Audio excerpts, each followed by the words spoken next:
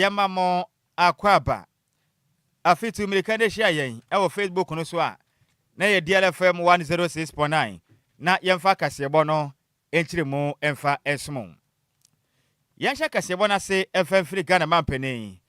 John Dramani Mahama kache. Na the smart to enchiremu sem. Aban go so ebo adwumaden ahwe. Manipa bon for money for 10 times so. Eda da nipa ebu omofa so no. Emra ene wonom etimi edim. Mechre cyber crime. Na Ghana mampeni enchiremu am. Nipa pi na no nam abefo kwan so. Eda da nipa abefo 10 times we so a. Tese na nyase mkuma wo ho na obi afro wenim my mistake my send sika ba wonchen entimesra wa mamu pin wa na menyim sika ene obadada wo sa obahwe ne ba ho so pe na odu sika esen Ghana man pani kirem sei nipa bi wo okra mpo na wo ye oba bo wana wa send bibi dia ma ho o manage ho ho afa pa o me hwe se de ompoku asisi su na ye ya se de wa wa mu da ho sa in fact wa akono wo sene nchenam enti manage ho penti be ya eja brana mpa kranhye obutum Ghana man pani kirem adwuma de we no ekwa so pa nipa bi na mawefo kwan so a wanom eye nipa frakadama na ni abere yepa o de said to dwane emra mo pa National Cyber Security Awareness Month hontoma won krabo premier tema na wukwa dai ehima boss ma de dikan na Ghana man pani kirem sem abane ne abere obakwa so agya ne naso ene amansan aka bom amanone ku ahudo nyina amoka biewom edinkita ho edefa abafo tentan so a womba ho ban obakwa mbade agyina mo naso aboa sebeya nipa bi ba mo homoden etumatu na mompone ebu obi afaso be fonten so no wo ma kire mamra etimi ne di Ghana man pani kire me sem obakwa so aboa ma be fonten so dwumadie no ahoma mo nsem ni mu atumi ayi na wa wunim na bechi wo no emra no bedi said ese Cyberbullying, cybercrime has been with us for years. With the explosion in the digital space and different kinds of instruments in that space, it's become more sophisticated. And sometimes you just entertain yourself when you hear a very cyber-aware person who they try to scam, and they play along, and the conversation is normally very interesting. Me free MTN. I mean, MTN will call you in Twi. First thing, if they manage some good English, please, we are calling you from MTN, and your number has been blocked, so we want to unblock it for you. Your mobile pin has been unblocked. Then they start leading you. And some of these, I respect those of our citizens. They say, oh, is that so? He says, yeah, so I'm going to send you a code. When I send you a code, repeat it to me so that I can unblock your Momo pin.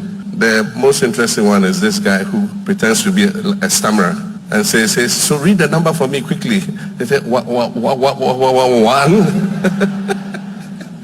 I wish that all our citizens will be that aware that your bank won't call you, your telecom provider won't call you and ask for your personal details. And so this is a very important month and a program. Some are romance scams, and recently we've been collaborating with our international partners. Our extradition treaties, we ship the culprits back. And so we'll continue to collaborate with all our global partners. Anybody involved in romance scams, whether you are a foreigner or you are a Ghanaian citizen, we will hand you over to be tried and punished accordingly. Enuachi ene Ghana man pani John Dramani Mahama kasemo ene wochire mu am adehia monama for 10 times so eya frakadam no ehu be nya pa so manyi be ka bomba akosesebe boa ba kumu ade ne ya boa ne nyina ya mankyerɛkyerɛ ene adusunya akosebe be boa na nipa odo a monam kwati kwan so edi nipa dwirim wa be for 10 times so no eto etimi etwa accordance with the Cyber Security Act 2020 Act 1038 out today inaugurate the Joint Cyber Security Committee, the JCC. The JCC brings together representatives from across all our security and intelligence sectors to collaborate closely with the Cyber Security Authority. Its purpose is to ensure coherence, coordination, and proactive measures in our national defense against cyber threats. This is a vital step. Cybersecurity must not be fragmented. It demands unity of purpose, a clear strategy, and disciplined education. Cybercrime ignores borders. A hacker in one country can breach systems halfway across the world within seconds. And that is why Ghana cannot act alone. We must collaborate with the rest of the world. We're already signatories to the Malabo Convention and the Budapest Convention on Cybercrime. These frameworks enhance our ability to cooperate internationally and align our laws with global standards.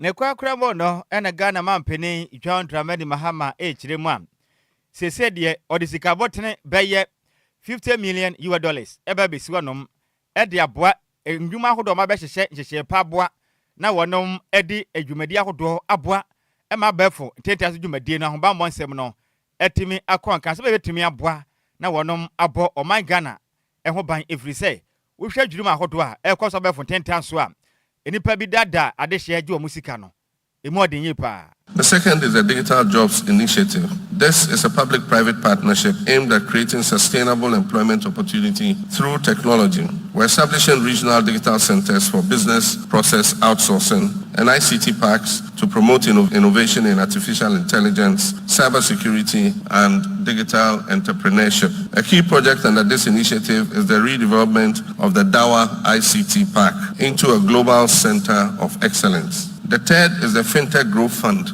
We've set aside $50 million to support indigenous startups and foster a vibrant digital finance ecosystem. We want Ghanaian innovators to develop solutions for Ghanaian challenges and also expand them across Africa. Any awoti ye Ghana mampeni John Dramani Mahama. Yentua kasebone so no mo muka bi ewom ewo eya santimantemu ede omo ho ahye eya adwumadi omato ni din ethics and eya anti-corruption action plan 2026 to 2030 omo bomode aso betimi akon ete eya katahye ne proye ewo mayimu na eya national anti-corruption action plan so no eya 2015 to 2024 eya omo dwumadi omo di wo afi etwam ni na eya de omo bomode a edibi ehyemu na eya de aga na ban ayo omo agyen so mbehwe na nuonyam hye etimi aboman Ghana mu esanse katahye ne proye no ekoso ewo mayimu ye papa enunti anomu di dwumadi ewe abasa na ebeyo betimi akon ete katahye ne proye ewo man Ghana mu na bro omo ne nsamtwofo etwetwe nkomo ede afa ye na mieno omo di si honom sane ebeyo omo ka biewom ewa santimantem so betimi di omo ho ahyem etimi acho madwe ede afa ho ewo regional coordinating council ana honorable Edem Senanu on na yetetenani ede African Union Advisory Board against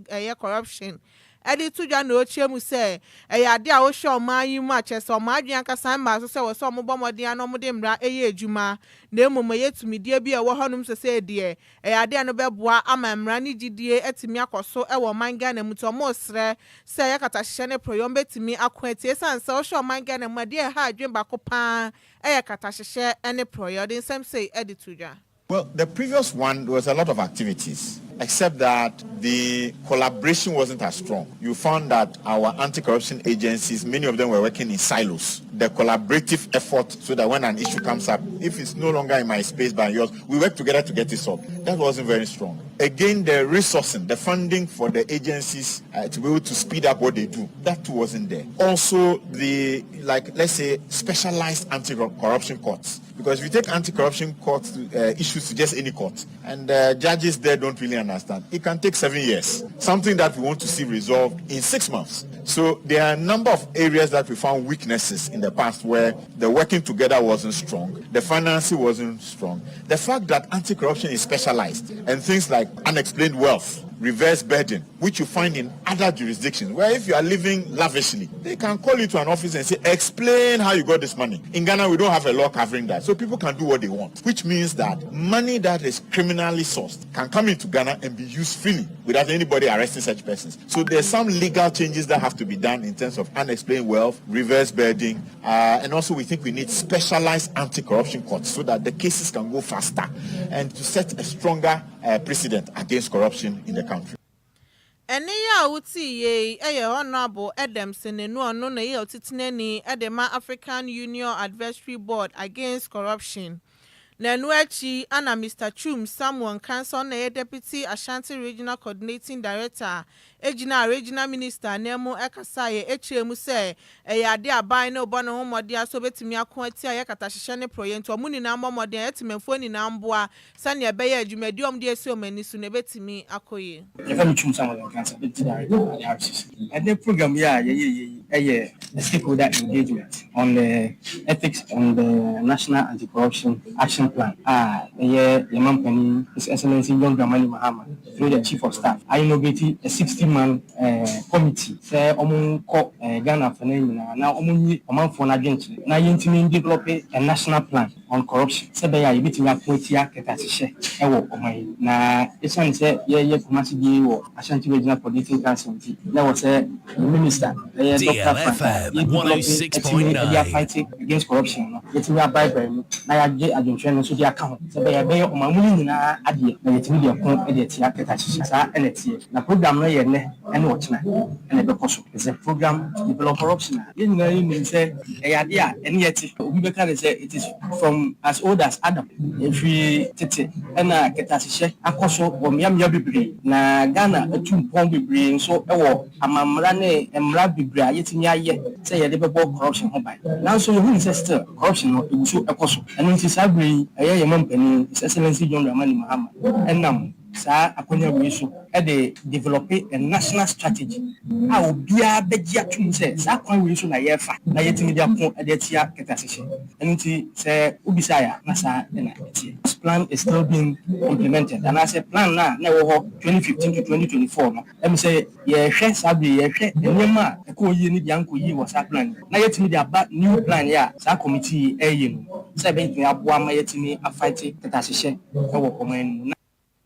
Eniya uti ye Mr. Chum Samuel Enquires no na Deputy Ashanti Regional Coordinating Director. Na manibo yensem Trioni Samuel Ofowibuatin and a different santimantemu ebesumye. Yanto akase wonu sidenko pie mu e wato mantanim. Na meka say enkra beto de kase bopono so echiri mam. Enipa mienu wonom eyasrafo mechire sojafo. Emu mienu nso eyatimamufo.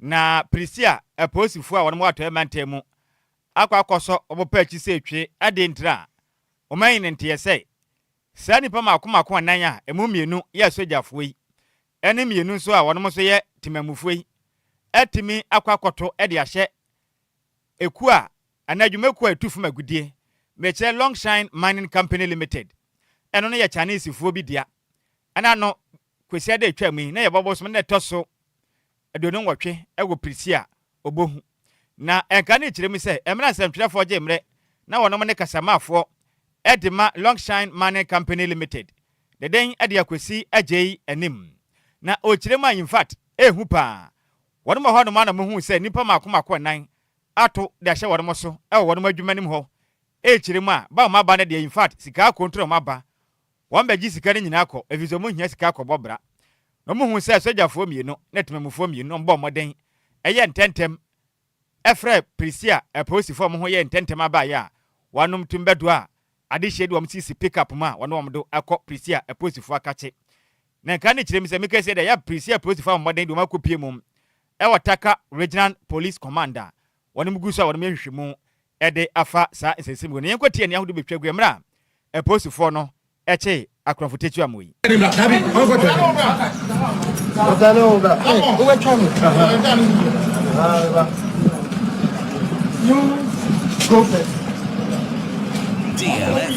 106.9 Yaba kanwa.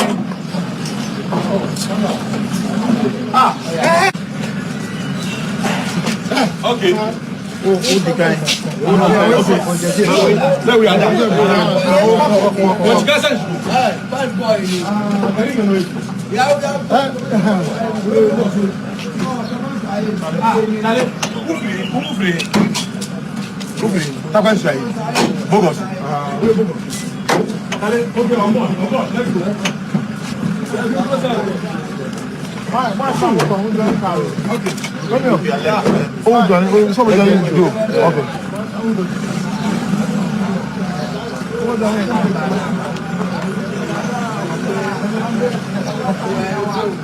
Enti tumilikana bro Facebook no so ana fi YouTube DLFM 106.9 brabehwe asojafo mienu ana fi nso timamufo mienu ena wonom kurekuretuo ne akwede a wonom akoto de ahye Longshine Mining Company Limited so ewo Prisia ne potema aposifo akoso mpachi se twa mekese no omakaka senseme na in fact ehu pa se ne asojafo a eboye ho ban wo mem ha no bi atimi afatuo akọ mining company site se mo kwa kwia wo mo de na Ghana ho ba mo nsem desi aye kwa na se ye ba tumilika na bla Facebook no so DLFM 106.9 ne bra behwe biu aha soja fo ye se mo ye ho ba na aposifo ni bi no no am se desi sa na mo kọ no na we ba ne sa na Ghana ni ye ho ba mo nsem ne ye kwa ni se ni ehu pa ye to akasebo no so Yantoa kasebo ne so na enka ne omampani dada be de eche Dr. Mahmoud Bawumia e de abeto Ghana fo anim eche mu se eye MPP aban obesan aba na obehwe se ye agenda 111 na ya Yarisabia project ahodo ano mo ye no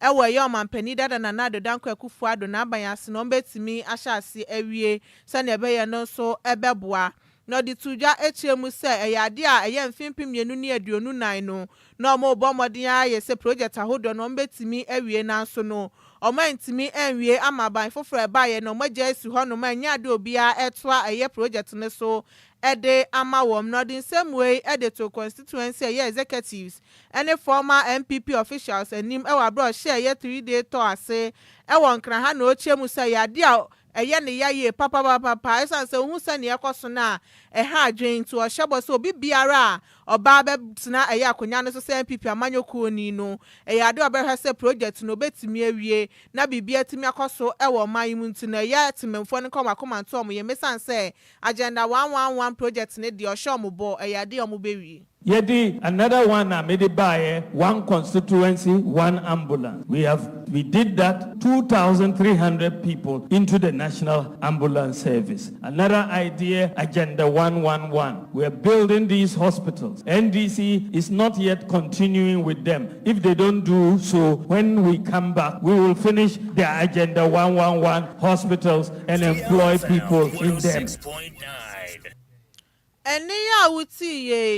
Eyo mampani dada be de eche Dr. Mahmoud Bawumia na enuachi anakuapem not yemra shebedwani Samuel Uku edituja na ochemu se MPP amanyoko no ebedi nkunim ewo mfimpim yenu ne aduonu watwinim dia na agi se nipa omode ne koye no noa ana woso sade ne ko na ma yento ya de pantwene edu campaign time ya nkofo de adwen te se to say Cape Coast Stadium. DLFM 106.9. Masabe imprediasa.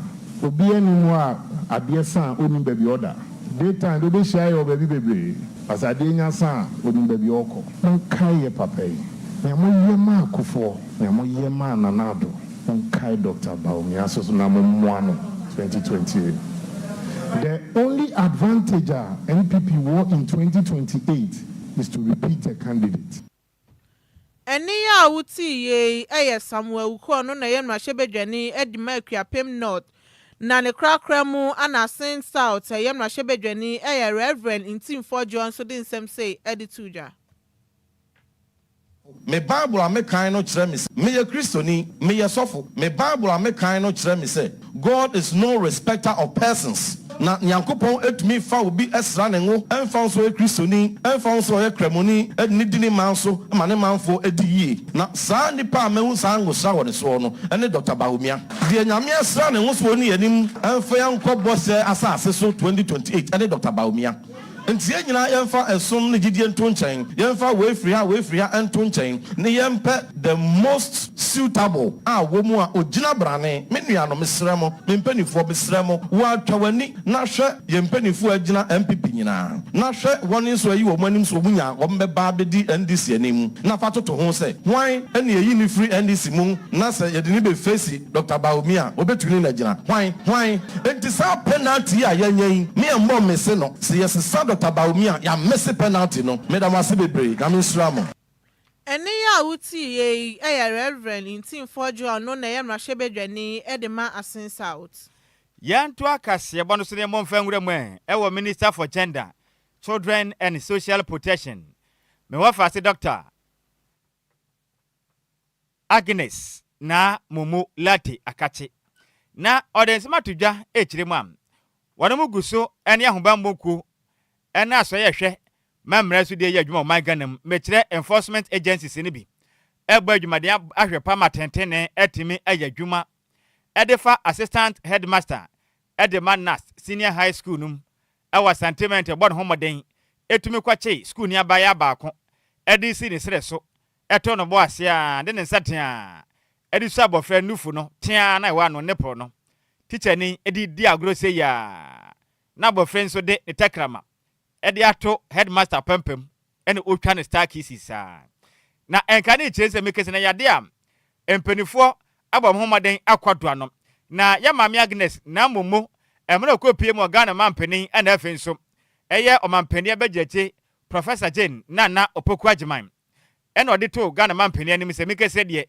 nyakopa ya dom eye ochechire ni a de Mr. Charles Akwasi Edua one ya assistant headmaster ohwe academics so ewo NAS senior high school mu no omotumi akoso ne pachi se twe akwache no ade kwa Agyemai na memra etimi ne nadi efuze sabe so ya cheche ne ya de adusua ne abre se bomode na kire nade a de enti na se oto bo ase etimi che abaya keta na wode ne si wosere so ede won saten a eso ne nufu ano etwetwe ma abaya eho ya ne de dokodokodokọ sa motumi de ne takrama esiwa pempem utini ho kwabo efe won sa bebre se ne feel sa utwa ne star kisses sa mo chima de a cheche na ye no etiam ranti wanom ache no. We have lots of reports on gender-based violence and then also child abuse. And because of the position of the ministry, we are able to collaborate with the police anytime such issues come up.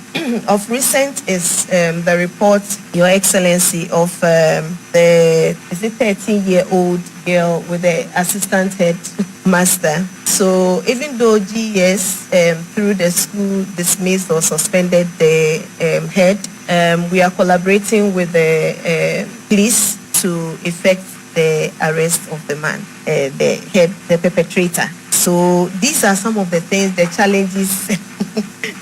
I see you're excited about that. Any awoti ye Minister for Gender, Children and Social Protection. The day the Dr. Agnes na Mumu Lati. Any awoti ye nyina weswem.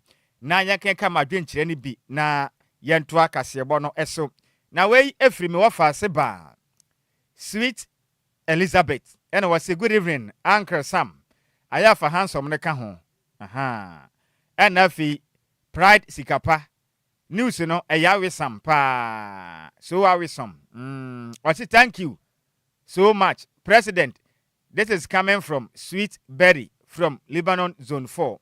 Now honorable Franka Mankwa say or the life where the free kitase na kasebone mu ade pa no chirima free churches ne de sere na hunu say eye gu anesa. Sanso na justice so wusi de aba na ne wo chirima afaku ne hwan Catherine afaku ye den incoming National Women Organizer de ma MPP. Mate na Nana Donald Frank and was say kasebone ye loud and clear inside ne demu ewatema community 2. Mate Junior Purpose de aba na was say good evening dear yanso ya joso comfort mati de aba na was say wafa Sammy B na Adjoa Agyei Sikapa yademase na adwumade amoye dear kaseboye onapo na was say woda kese enko emfama na danfo ba kwa ne den ede Joseph Kwadwo Asare ene ye birthday to twede ampanyankopon ko nhira so a onhira wo pa se ne ode afe ba ko ede aka onfe hom akasema ne ba de se ne miensa ene nan bintem na ye de masinte no onim sofa na men sofa ye ba won chen fie ho no mo esma wo do ye kwaso ane asojafo akwaka temamufo akwabokro no ewo Longshine Company Mining Company Limited ewo Prisia se ne ya chini pa bisom kwakobokro na se wote se sojafo ka ho a o ye Ghana sojafo ka akronfo no ho a Ghana ne yi wo hunu se ahoba monsem no we kwasen yenyo mu ni anase dada na 0534050199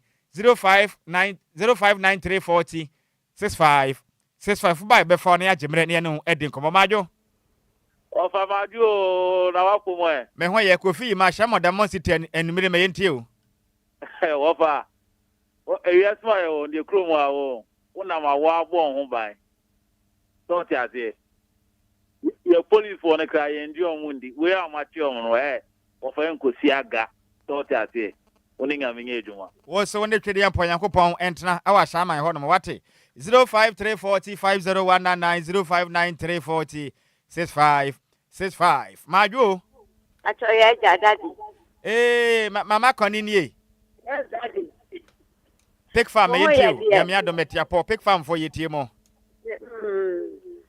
soldier for the police for the Yeni assembly a back at your Yeni she a back at your because who almost said, oh, fata, not no moon yet. Yamin come home. Was a Chilean Poyakupon or no Entramaju? Yede offer. Within any baby a Casafri. A firm a contapa, the Casafri is Legon. A contapa is Legon, senior Mayentia Numre. Offer Yankupon Shamon at Mapa Moye. Now headmaster no dear.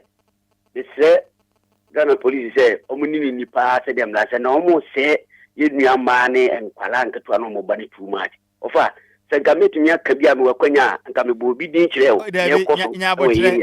Unim, I found one number of first test or what's happened as what. Now, your Benjamin and my from my review say, one is why you be yet never chin and ask me about what. Medasipi, no one casado topic by the end of the ban, one can once. My you. No, fast, we didn't be a Casafri. Good evening, Brooklyn. Sister Press like Casafri. Pram for me in Timon. Police one the dada now. Dada na money ya minijuma. Was one if they am point Yankopon and now Pram in Potem. My you. A dog for myself, so person offer now soon a Juma dear, or Casa if you didn't that's over Kowachi. And now so be doom no cry and away me every phone us what, Majo. Better, we didn't have Casafri. Oh, me a man need anytime I ain't you. School guy no oil then. Miss Rawa, that's some of the no, a priest for a soldier for anytime move for Bokrono, and actually business a soldier for Bokrono Sano, or Mamma Monsemono at the saying. Oh, I find the Nyakra. Now, police in where we are, and I'm so cramming at that. That's it. Yeah, that's a pa 059340 6565 05340 50199 05340 50199 and at 059340 6565. Me family last call na yeah to Jumadi no so me fan say Majo. Yeah, we didn't be a Casafri. Papa the first school here. Casafri. The family staff officer. All right, me and you. Na kusa soja foni semumufona mukodi fejumai. Sankrafo su koyesa den o metumi aka faun. Ene ne asema ye bi say. Wo ma no mu bokro no ahrobe nyina wo ma no mu di fejuma no. Yo. Ti e ki wo ma yedu mu kokoto ya fam kokoto. Wonti won hwibio. Ena ne se ya ti akronfo asa. Na de ekoso na ekoso. Yo. Ti se mu yi wo di fejuma ni. Okay. Me da CP me family last call akura na video me ni mo awie Majo. Hello. We didn't be a Casafri an offer. Pastor Melinda Anissa Commando. Mammy Tiwe. Police is after me. Open say, I can never do baby out. Where a soldier for? I could do the fear. And almost getting our mutia from fire, yomono. And I saw my yomo. Oh, okay. I will say, I police upon it to that way. I'm going to be here. And that's yo. Me da se bebre eye free case aye wa no me pra ye betene kankan bebe ye dre mesre me hu se afrefo no gusu frɛ nanso bre nti no enya de betumi afa mo course no bi na mom no ye boni tewa me ka se no me wa fa se kuma Bismark Adusei atena se dear passport eto adwuma die ne so na ye mfa ne se mra se sia DL Power Sports on DLFM 106.9. DL Power Sports, DL Power Sports, DL Power Sports. It went there. It jumped that.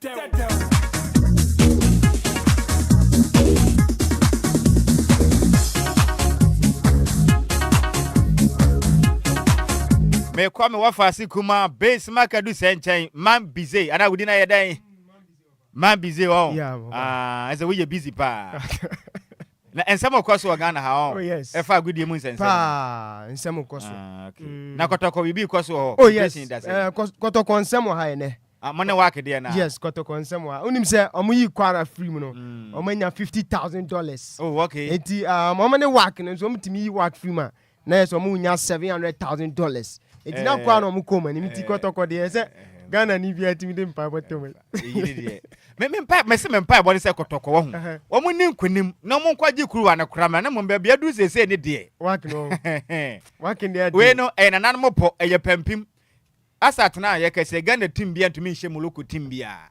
Oh yeah, sure. I'm telling you, that is the truth. Did your own per se.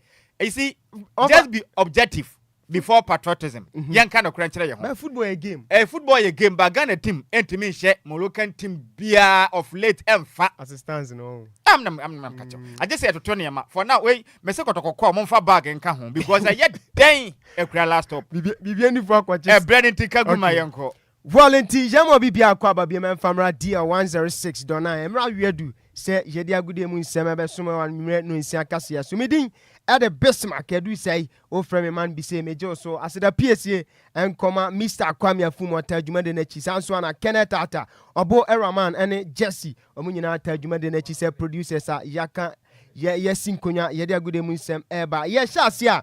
Yen shots here and fan free me patro the senior soccer team the Blasters of Ghana and no me catch us say nangu point aduma next year World Cup ebe tojwa and so United States of America Canada and in Mexico me patro aka 2 games per na ye the qualifiers nyina aba na wie na me no ka say nyame aduma hwebe by Friday there na coach Otoado and then assistant coach Desmond Ofe and so etimi the boys and as a squad ye di kwehia Central African Republic and Comoros no nampacho so etimi ede atuja nana Henry Mr. Henry Asante Chum and so etimi breakdown my nanim say Black Star squad da yetimi from no omube ginam and so esi akan edijuma edema the senior soccer team the Black Stars of Ghana na say o man no me pacho nya say yesha ase ne say omo so aba edijuma me pacho openina your friend Henry Asante Chum Mr. Hart and when my breakdown be bre o say team no and say squad no me pacho coach etimi at the shot or team air shot listing the squad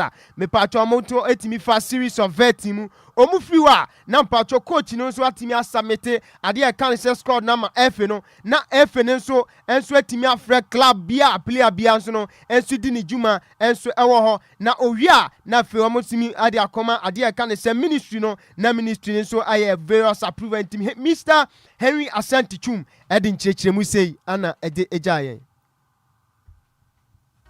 would go through series of vetting. So the coach submits the squad to the FA, including players on standby, because there is always a probability or tendency of having players pick up injuries when they go into their final games before the international break. So you must always put players on standby and inform those players. Once the coach passes the information to the players, the list is sent to the FA. The FA goes through the procedure of sending formal invitation to their clubs. After that, we inform the ministry. The ministry grants approval. Na chese Mr. Henry Asante Chum Mr. Hart ana odin chechemu emaya kwaya jefaso enso enya squad Black Stars omusu team bejina dijuma edema amoman konkro Ghana na Mr. Henry emaya clue kakra ahead of me patcho Kolapa Otuado and assistant coach Desmond Ofe. Mr. Hart say and Nikwa say yesusu say yebenya too much changes bia previous games and answer previous squad yede a boy chat any Mali game no. Based on my discussions and previous incidents, we shouldn't expect too many changes to the squad that represented Ghana in the last games against Chad and Mali. It's possible. DL Power Sports.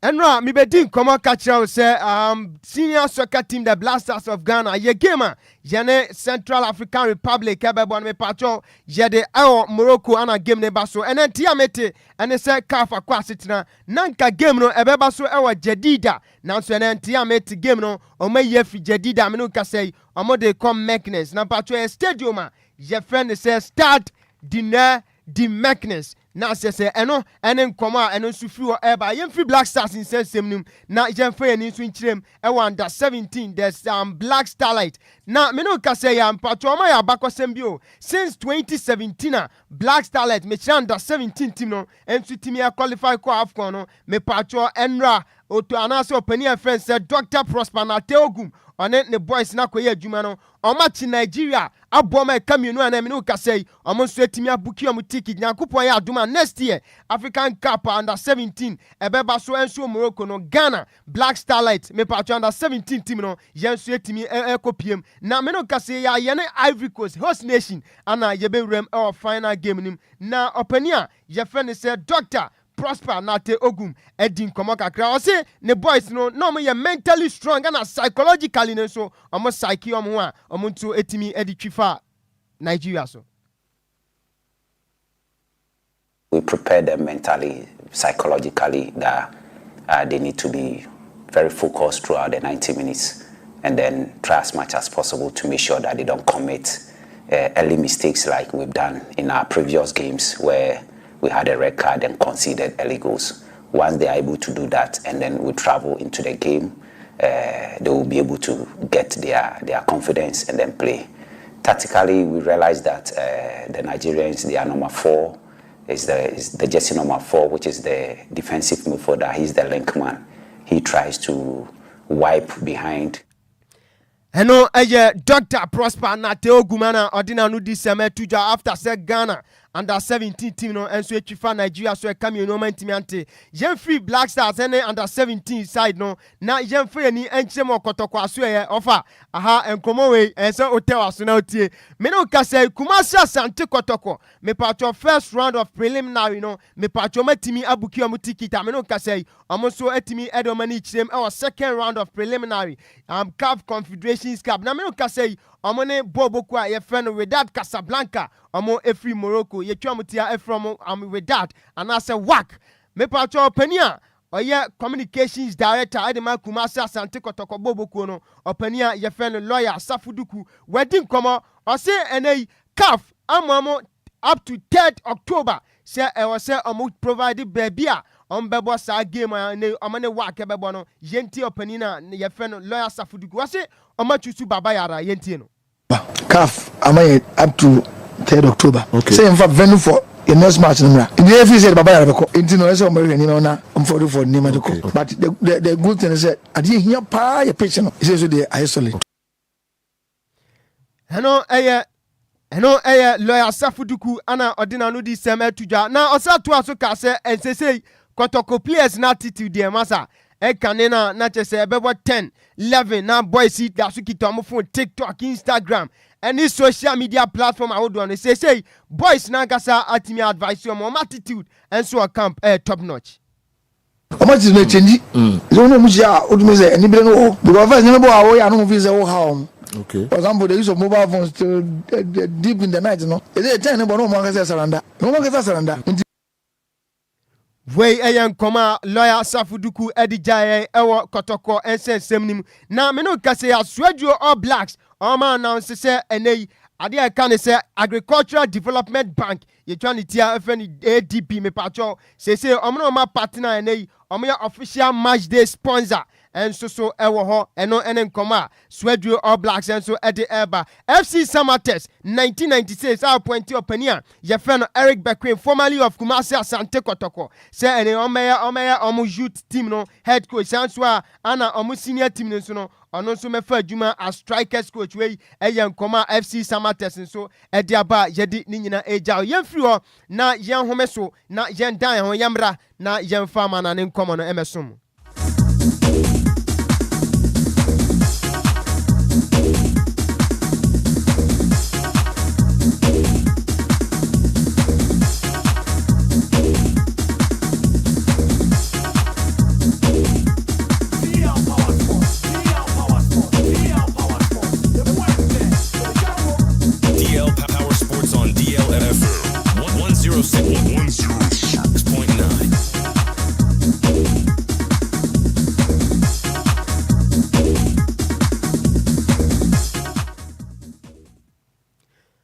Volenti anono emra hwedu yenko na yenfa amanane nkomo no enso emesomo ewo dwumade kese so maminka o se enra mi bedi nkomo ede man se enra na chese Jofa Champions League games awudo pina enso ho na mensa ka various results me patro enra kopie ma Jofa Champions League anu su tojwa Atlanta enra ono so che Club Brugge abo na kamionu atimu bako Carrot Almaty Real Madrid etwamo ewo Kazakhstan ebome ka pole nu momentimi antimu adabraka Atletico Madrid etrefie eche Eintracht Frankfurt ebone kano enum ema Frankfurt etimu bako Bodo Glimt enso ene Tottenham game no end 2-2 masa Thomas Frank ewo se oye serious esan se enra boys bebre enso edi kan se pudo guomachi omonso timi ma boys pinance si from Thomas Frank eso opeja ne homene so na bibi bianso etimi ya kama now nim se enra ankanya kwadana ye friend se Casper Hoa anka make say or say penalty anka enra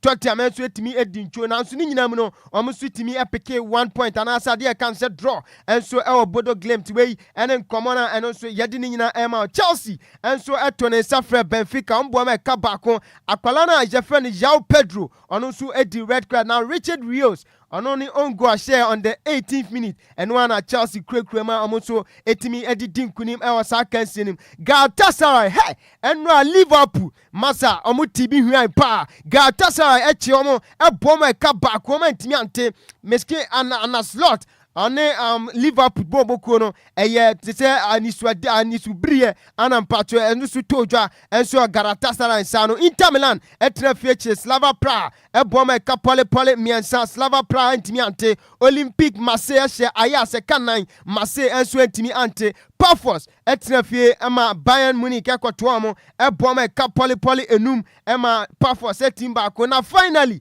akwalana jefeni Nicholas Jackson me patro enwa onyago se wabie go na no yehwe se obetimi atoa so enso atoto entra de ma Bayern Munich wey enen koma enra Jofa Champions League bacho eno so etodwa nana nwumre games ahodo pina enso etodwa ye betra se no na Karabakh enso ene boboku a ye from se Copenhagen me patrona Copenhagen sheba ko Karabakh entimi Royal Union St. Gelo enso atrafie ye betra se na Newcastle United enso aposo e ka pole miensa enso agu Royal Union St. Gallo atenama omonso ntimu adabraka na 7 p.m. simultaneously games awudo pina enso etodwa Arsenal etrafie Emirates na watone enso da fre Olympiacos Borussia Dortmund enso ne Athletic Club Bilbao enso ebebo sanso na big game no etodwa Barca enso etrafie ne Paris Saint-Germain enso ebebo sa game ye beba so ye bedi nkomo pi enso ama no wan de ko empokra ne de eba Bayern Leverkusen and PSV Eindhoven sa game ne so eba so AS Monaco and Manchester City Sanso na Napoli and Sporting CP ebo Villarreal Thomas Partey Villarreal and enumere amone Juventus sa game ne so no enkomo pina ho ye bedi ni nyina so dem yemfi ho na yemfa stories kakran to aso na yenso dwumade nso amepatcho onim se makacho se big game no enumere etodwa Barca and Boboku from se Paris Saint-Germain ebo na Luis Enrique Garcia ono head coach enso de ma Paris Saint-Germain Boboku no wakasa osi nei akwadana je friend say Pedri no ene oka association football odene betoto up akwada je friend say Harry Potter ho ntiosi ene Pedri Gonzalez no Luis Enrique okase Pedri oye Harry Potter eno nkomo panina je friend Luis Enrique Garcia ono so edi afa Pedri no na Hansi Flick enso edi nkomo osi Barca ene nwumre omu confessi ade e kan say last year champions emono any Paris Saint-Germain game no eye big game omo hwe ni mu say bibi bia boys ni so omo so betie na omo so play to the tactics na chese omo timi adinkunim enso e wa sa game nim Jurgen Klopp or former head coach enso the man Liverpool and we kwedi nkomo o say assistance and premu de ono onya na adwen say no so obesa atoa so say anasa obekọ na wasa kwaya head coach anasa de e kan say we ready say okwa team bia so be coach dabi o say de waba na home giema ne sa we ye nkomo a opanina ye friend say Jurgen Klopp enso akodi na unim Jude Victor Bellingham ono Real Madrid player me pacho me no kase ya no yɛtumi account ne say England player of the year na kyɛ sɛ no akɔ ɛde ama akwadaa na yɛfrɛ no Jude Bellingham England player of the year no ɛnso ne nkɔmɔ a ɛfiri hɔ ɛba Xavi Hernandez ɛnti a mete ɛne sɛ Ruben Amorim me patron mpanifo bɔ ne nase tuo anaasɛ ogya Manchester United dwumadie no to hɔ a the favorite contender anaasɛ onipa obetimi nso atimi akɔfa adwuma ɛnɛ ntia mete ɛyɛ ɔpani na yɛfrɛ ne sɛ Xavi Hernandez etimi no kasa ya no Xavi asate esua England football no masa abrochirefo ndi omusua de o ɛnyɛ sɛ ɔtewa no akɔfa adwuma sɛ ɔyɛ ɛwɔ sɛ osua ahawa English Premier League ne abɔ no DNA philosophy tactics bibia me patron ɛnɛ ntia mete and say Xavi Hernandez was started and so ready England football way ɛyɛ nkɔmɔ kakra no so firi hɔ medi ne nyinaa ma wɔ dwumadi kɛseɛ so when Rooney akɔdi nkɔmɔ ɔse ɛnɛ ne rahu paa yie ɛsan sɛ Manchester United a ɔno when Rooney bɛ 20 years ago a ɔno ɔtimi gyinam ɛnso adi dwuma ɛde ma Manchester United no ɔse ɛnyɛ saa United no ana na ohu ɔse ɛnɛ Rooney ɔwɔ nkwadaa mmiɛnsa ɔse akwadaa odi kan asa ne firstborn ɔno pɛ ɛne akwadaa obetimi aka sɛ wɔn hu sɛ Manchester United ɛnso epagya ade ɛka ne sɛ English Premier League crew ano wei ɛyɛ awerɛwo sɛm a Wayne Rooney ɛnso ade ato dwa ɔse ɔhwɛ anim sɛ Man United ɔmo nso betimi akɔ back to ɔmo glory days wei ɛyɛ nkɔmɔ a Wayne Rooney ɛnso akɔdi akwadaa no a yɛfrɛ no Mark Bernard ɔno si na kan ɛde ma Barca mepatɔ wɔre new contract no up to 2029 enti Mark Bernard sese ameno kasa deɛ ɔbɛsi aka ɔbɛto aso adi dwuma ɛnso de ama Barca up to 2029 wei yɛ nkɔmɔ kakra ɛno nso efiri hɔ Kylian Mbappe Latin ɛnura onya 2 goals ɛnso ɛwɔ Kazakhstan at the time na Real Madrid ɛnso humiliate bɔ boku a yɛfrɛ sɛ Karat Almaty meno kasa yɛ Kylian Mbappe Latin yɛka players a ɔmo nso etimi ɛhyɛ 60 goals ɛwɔ UEFA Champions League nima akwada wei ɛnso abɛyɛ seed player ɔno nso etimi ɛde ne din account wei ɛyɛ nkɔmɔ a ɛno nso firi hɔ ba ɔfa yɛngyina Mbappe nsɛm ne so na yɛmfa agudie emu nsɛm nyina ensi. Okay. Sɛ ɔtam ne nyinaa wadi ɔho. Yes. Wayɛ adeɛ paa. Wayɛ adeɛ na. Kɔtɔkɔ nsɛm ne deɛ nɛ yɛtam ne nti no menka ho asɛm. Na yɛmɛ adom no ɛkyena ɛsɛnhyia a yɛbɛdi nkɔmɔ afa kɔtɔkɔfoɔ no wate. Ɛkwan yɛfa so akwa mepoku ɛtumi kɔgye Justice Bray. Ne girlfriend free ne nsɛm mɛkɔgye tie na Justice asɛm ne fie kɔfa asɛm aba asɛm ne fie asɛm me mpanifo ahwɛ ama koguo jai yɛn na ma Justice na nianka Ghana wo de yɛn fancy ɛtena bɛdi ho nkɔmɔ wate aha me wɔfa sɛ Bismark Adusei ɛna wɔte ne nka no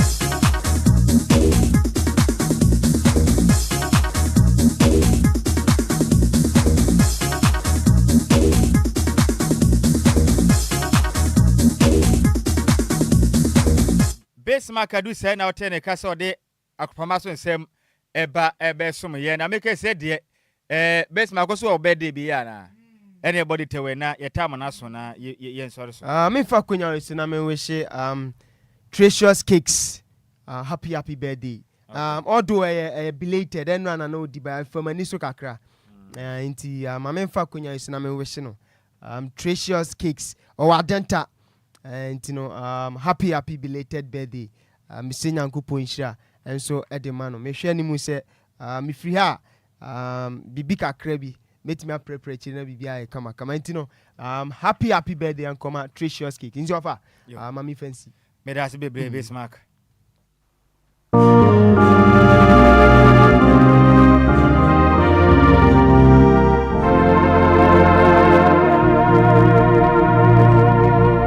Aranata everyday bra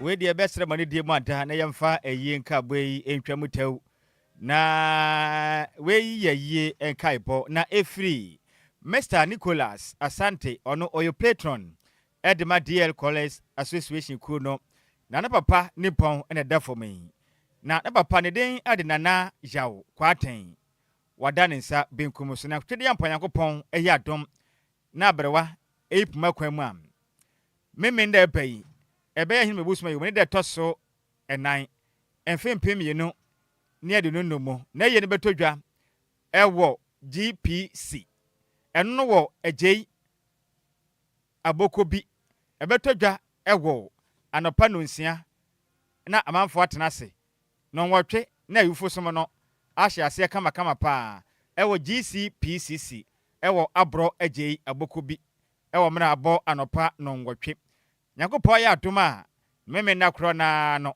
bobode apagya no ede nato eye adakam ede nakom eye hreso adehye emukurabia akwakope na kurabia na mpanefo Nyankopɔ ya da no kosi ada so no eno be ya hime bosuma yo ne de toso enum enfempem yenu ne ede no numu oba homaden etimi akonna sesom ewo GPCC asoronumo ewo abro Agyei abokobi ewo no somra abo anopa nonkron edekom to sere say DLFM tiefo mamoka bi wom nyinata we de eyekese na bani sente nyina de nkopɔ da me na be no yenkwankwatai yabra Mr. Nicholas Asante a ono ye patron Edma DL College Association ko ni papa a ne den nana yawo kwate ne defo nyina nkɔbɔ na yie no yetumi enkwagere fi sempirifo se eye wohwei eye kwagya na chia pan so nyono a ɛna ɛpam ye kase bɔ no ye de asi emusemufo no ya maze mebe ntwene se mu ede emayen kofite de ekopie mu ewo Facebook no eso DJ Zikibi echinchim efrene fruma edesom yen akenkafo yesin kunwa besoma ne mbre no edi amege so eye wo wofa Nhyiraba Kwadwo Sammy bi mene Adjoa Agyei Sikapa yes aso ema DJ Zikibi ozigios ede awusu dwumadie no ato aso de aso mu nyina mu enitia adehye